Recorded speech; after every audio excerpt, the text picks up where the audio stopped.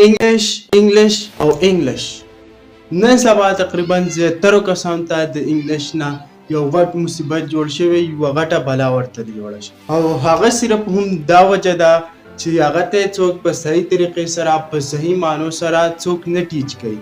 کله چې یو چیز تاسو ته په صحیح معنو سره په صحیح طریقې سره ټیچ نشي نو هغه بیا خامخا یو مصیبت جوړیږي، هغه خامخا خلک کنفیوز کوي او هغه بیا زیاتره کسانو ته یو درد سر جوړیږي او یو مصیبت ورته جوړیږي. زیاتره کسان دا وایي چې انګلیش ویلو سره مې شوق دی، زه غواړم چې انګلیش وایم خو زه انګلیش ویلی نشم، زه په انګلیش کې خبرې نشم کولی. نو دا 100% غلط خبره ده. کله چې یو کس وایي چې زما د یو کار سره شوق دی او هغه زه نشم کولی نو دا امپاسبل خبره ده، ځکه چې د شوق قیمت نشته. کله چې د چا د یو کار سره د یو چیز سره شوق لګني نو هغه به باد باران طوفان یخنۍ ګرمۍ ته نه ګوري، هغه کوي. خو د افسوس خبره دا ده موږ وو چې زه انګلیش زده کم، زما خواهش دی، زما ارمان دی چې زه انګلیش زده کم، زه په انګلیش کې خبرې وکړم، خو زموږ کوم شوق چې دی دا اکټیو نه دی. کله چې زموږ دا شوق اکټیو شي، دا راپاڅي او موږ په محنت سره په مشقت سره کار شروع کړو نو انشاءالله دا به خامخا رنګ راوړي. دا خبره همیشه په یاد ساتئ چې محنت کله هم ضایع کیږي نه، محنت بې ځایه نه ځي. محنت همیشه رنګ راوړي. کله چې صحیح معنو باندې تا محنت کړې وي نو هغه همیشه رنګ راوړي، هغه صله ته همیشه ملاوي. نو دا خبرې ځکه کوم چې تاسو دا کم مسکنسپشن په دې مایند کې پروت دی دا تاسو بالکل د دې ځای نه ریموو کړئ او لرې کړئ. ځکه کله چې تاسو یو نیګیټیو تھینکینګ کوئ د یو چیز په باره کې نو هغه کله هم نه امپروو کیږي. نو ویډیو تر اخره پورې ګورئ که چېرته هم تاسو د نیټیو سپیکر په شانتې انګلیش ویل ارمان وي او خواهش مې د فلوینټ انګلیش ووایئ. که موږ سوچ او فکر وکړو زموږ په کلي محله کې زموږ په خواوشا علاقه کې چې کوم کسان دي کوم چې انګلیش وایي نو هغه څنګه کسان دي، موږ هغه ته لږ سوچ وکړو. که موږ هغه کس ته هغه کسانو ته سوچ وکړو کوم چې انګلیش وایي نو هغه هم زما او ستا په شانتې کسان دي، د هغه هم 2 لاسو خپې دي او ستا او زما هم 2 لاسو خپې دي. هغه له هم الله دماغ ورکړي او ما او تا له هم راکړي دي. خو په دې کې فرق صرف یو دی، صرف او صرف په دې کې فرق یو دی او هغه فرق زیاتره کسانو نه دی پیژندلی. د دغې وجې نه د هغه ذهن کار نه کوي، هغه په انګلیش باندې نه پوهېږي. او هغه فرق دا دی چې موږ او تاسو له الله تعالی یو شانتي دماغ راکړي دي، خو دا موږ د دې نه کار نه me a favor یو احسان را باندې وکړه. کله چې موږ یو کس ته وایو چې یو احسان را باندې وکړه نو بیا په انګلیش کې موږ داسې وایو do me a favor یو احسان را باندې وکړه. په اصل کې د دې سنټنس مطلب دا دی چې یو کار راله وکړه، یو احسان را باندې وکړه. never mind هیڅ خبره نه ده. کله چې موږ په پښتو کې یو چاته وایو چې هیڅ خبره نه ده نو بیا په انګلیش کې داسې ویلی شي never mind. او دا به تاسو زیاتره کسان نه واورئ، زیاتره کسان دا استعمالوي نو لازمي زده کوئ. never mind هیڅ خبره نه ده. forget it بس هېرې کړه. کله چې ته یو کس ته وایې هغه یو کار وکړي یا یو څه د هغه نه هېر شي نو ته هغه ته په انګلیش کې ویلی شي forget it بس هېرې کړه. anything else آیا نور څه پکار دي؟ آیا نور څه؟ anything else آیا نور څه؟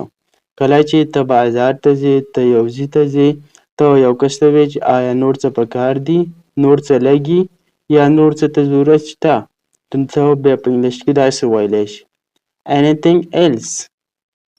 nothing else نور څه هم نه دي پکار، یعنې څه ته هم ضرورت نشته. nothing else. listen to me زما خبره واوره. listen to me د دې مطلب دا دی زما خبره واوره. listen to me زما خبره واوره. کله چې ته یو کس ته وایې چې زما خبره واوره زه درته خبره کوم نو بیا په انګلیش لینګویج کې داسې وایي listen to me زما خبره واوره. په دې لیسن کې دا ټي سایلنټ دی، دا ټي پکې نشي ویلی دا داسې نه ویلی کېږي چې listen to me. دا غلط پروناونسیشن دی د دې. د دې صحیح پروناونسیشن دی listen to me. زما خبره واوره. Why don't you listen to me? ته زما خبره ولې نه اورې؟ کله چې ته یو کس ته وایې چې ته زما خبره ولې نه اورې، په تا څه چل شوی چې زما خبره نه اورې، نو بیا به داسې وایې Why don't you listen to me? Don't you. دا don't you دا do not شارټ فارم دی. دا تاسو داسې هم ویلی شئ Why do not you listen to me? ته زما خبره ولې نه اورې. Come with us. مونږ سره راځه. کله چې ته یو کس ته وایې زمونږ سره راسه، نو بیا په انګلیش کې داسې ویلی کېږي Come with us. مونږ سره راځه. Come راځه. With سره us زمونږ سره یعنې مونږ سره راځه. Stay with us. مونږ سره پاتې شه. کله چې ته یو کس ته وایې زمونږ سره پاتې شه یا یو میلمه یي زمونږ سره ایسار شه، زمونږ سره پاتې شه، مونږ سره پاتې شه، شپې ته پاتې شه، نو بیا موږ په انګلیش کې داسې ویلی شو Stay with us. مونږ سره پاتې شه. Stay وایي پاتې کېدو ته with معنی ده سره us مونږ سره نو د ټول سنټنس مطلب شو Stay with us. مونږ سره پاتې شه. I'm just coming. I'm just coming. زه بس دا دی در روان یم. کله چې تا ته یو کس ووایي چې ته چېرته یې نو ته هغه ته ویلی شي چې I'm just coming. زه دا دی در روان یم یعنې په لاره کې یم. I'm just coming تاسو هم ویلی شئ او I am just coming هم تاسو ویلی شئ. Please wait a minute. مهرباني وکړه یو منټ انتظار وکړه. کله چې ته یو کس ته وایې چې لږ صبر وکړه لږ انتظار وکړه نو بیا په انګلیش کې داسې وایي Please wait a minute. او داسې تاسو هم ویلی شئ Please wait a moment. یو لمحه یعنې لږ ساعت انتظار وکړه. I know you. زه تا پیژنم. I زه نو پیژنم. You تا نو د سنټنس مطلب دا شو چې زه تا پیژنم ته بانې کې I know you. زه تا پیژنم. I know you very well. زه تا ډېر ښه پیژنم. I know you. زه تا پیژنم. Very well ډېر ښه یعنې زه تا ډېر ښه پیژنم. I know you very well. I remember it so well. ما ته ډېر ښه یاد دي. I remember ما ته یاد دي. It so well ډېر ښه. I don't understand. زه نه پوهېږم یعنې زه پوهه نه شم. کله چې ته په یو چیز باندې په یو کار باندې په یوه خبره باندې پوهه نه شي نو ته بیا په انګلیش لینګویج کې ویلی شي I don't understand. زه پوهه نه شم. understand معنی ده پوهېدل په یو کار باندې. don't understand مطلب دی زه پوهه نه شم چې هغوی به راځي یعنې راغلي نه دي هغوی به راځي نو بیا به داسې وی they will come. هغوی به راځي. can you come. آیا ته به راځې یعنې هغوی راغلي دي ته به راځې. can you come. آیا ته به راځې. come وایي راتللی ته. please support us. مهرباني وکړه زمونږه سپورټ وکړه زمونږ مدد وکړه زمونږ ملاتړ وکړه. کله چې ته یو کس ته وایې نو بیا په انګلیش کې داسې وایي please support us. او موږ هم تاسو ته دلته دا وایو چې please support us. زمونږ مدد وکړئ. که څوک هم د دې ځایه په اړه کې ویډیو چاکتې وي او زمونږ د یوټیوب چینل یې ورسره نه وي سبسکرایب کړی نو پلیز سپورټ اس. مهرباني وکړئ زمونږه مدد وکړئ زمونږه سپورټ وکړئ. الله به تاسو سپورټ کړي ځکه چې موږ روزانه داسې ویډیوګانې اپلوډ کوو او بیا په یوټیوب باندې داسې ویډیوګانې پیدا کول داسې چینل پیدا کول دا تاسو ته نه میلاویږي. Let's go out. راځئ چې بهر وځو. Let's go out. راځئ چې بهر وځو. کله چې ته یو کس ته وایې چې راځئ بهر ته وځو بهر موسم ښه دی بیا به په انګلیش کې داسې وایي Let's go out. I will come to your home. زه به ستاسو کور ته درځم. I will come. زه به درځم to your home ستاسو کور ته. کله چې یو کس تاسو ته وایي چې زه به ستاسو کور ته درځم نو بیا په انګلیش کې داسې وایي I will come to your home. You did very well. تا ډېر ښه کار وکړو. کله چې ته یو کس ته وایي چې تا ډېر ښه کار وکړو یعنې تا ډېر ښه وکړه چې دغه دې وکړه نو بیا په انګلیش کې داسې وایي You did very well. Wait for me. ما ته لږ انتظار وکړه یعنې ما ته لږ صبر وکړه. کله چې ته یو کس ته وایې چې ما ته لږ انتظار وکړه ما ته لږ صبر وکړه زه دا د کور ته ورځم بېرته راځم نو بیا په انګلیش کې داسې وایي Wait for me. ما ته لږ انتظار وکړه.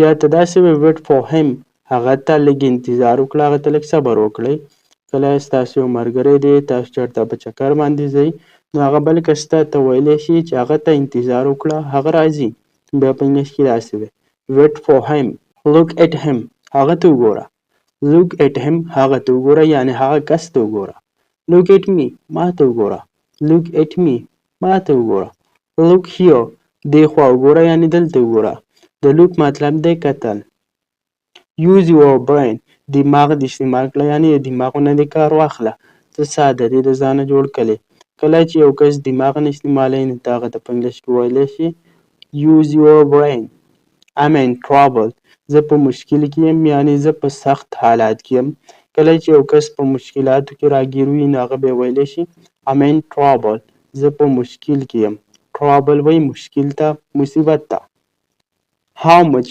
څومره how many څومره د دواړو یو مطلب دی how much او how many په دې کې لږ شانتې ډفرنس دی how much ویلی شي هغه څیزونو ته کوم چې نه شمېرلی شي یعنې کوم چې کاونټیبل نه نو دغه لپاره به موږ استعمالو how much او کله هغه څیزونه کوم چې کاونټیبل وي یعنې شمارلی شي نو هغه ته بیا موږ استعمالو how many یعنې څو دانې په اصل کې how many مطلب دی څو دانې یعنې یو څو دانې انډې یو څو دانې مالټې څو دانې کتابونه او داسې نور تاسو استعمالولی شئ دغه دپاره how many you first اول ته کله چې ته یو کس ته وایې چې اول ته دا کار وکړه یعنې اول ته بیا په انګلیش کې داسې وي you first follow me ما پسې راځه follow me د دې مطلب دا دی ما پسې راځه ما فالو کړه کله چې ته په یوه لاره روان یې ته هم یو کس ته ویلی شي چې په ما پسې راځئ بیا په انګلیش کې داسې وي follow me ما پسې راځه فالو مطلب دی یو کس فالو کول یو کس پسې تلل هغه کس چې څه کوي هغه ته هم کې نو هغه ته ویلی شي فالو follow me follow him هغه پسې ځه کله چې ته یو کس ته وایې چې هغه پسې ځه follow him نو بیا به داسې وي let me see پرېږده چې وګورم let me see پرېږده چې وګورم it is too late ډېر ناوخته شو it is too late ډېر ناوخته شو is it yours آیا دا ستا دی is it yours آیا دا ستا دی it's not mine it is not mine دا زما نه دی it's یا it is not mine دا زما نه دی کوم ویډیو به هم تر اخره پورې کتي وي او دې نه به تاسو ډېر الفاظ او جملې زده کړي وي نو اوس راکړئ موږ له اجازت خدای په امان